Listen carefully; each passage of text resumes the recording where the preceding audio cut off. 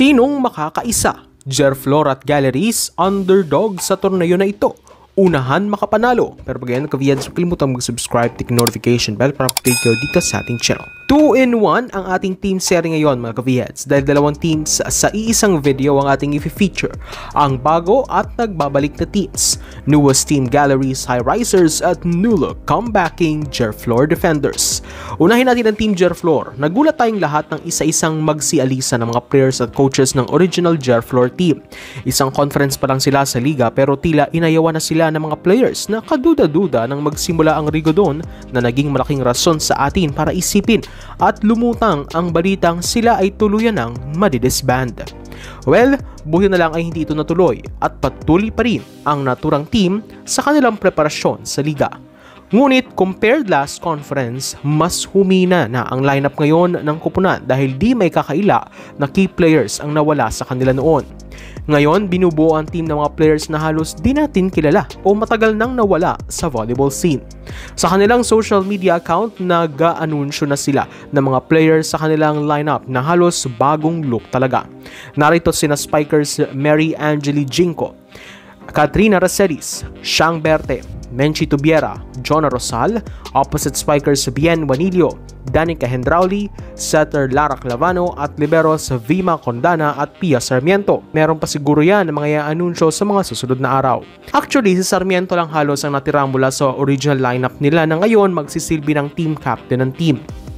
Hindi natin alam kung sila ba ay may interest manalo o for the participation lang.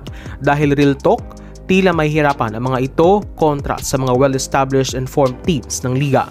Pero syempre di rin naman natin may minamaliit at kailangang respetuhin pa rin ang kanilang kupunan lalo pa they are under a veteran and well-respected mentor na magde-debut sa PVL na si Coach Sammy Acailar. We all know Coach Sammy na kahit di gaano kalakasan ang piyesa niya pero nagagawa niya ng paraan na mapalakas ito. But again, don't expect too much on this team na pumasok sa Final Four. From one underdog to another na the newest Galleries Tower High Risers team naman.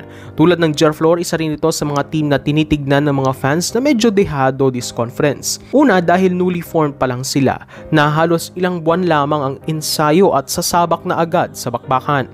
But compared to the Defenders, on paper mas may palagang players nila dahil combined of fresh and veteran faces ang bumubuo sa team na di naman nabago sa Pro League. They have a decent setter in Fenem Nas, potent spikers in Hisay Menes, Romo Doromal at ilang decent blockers na sina Anis Guerra at Tin Francisco.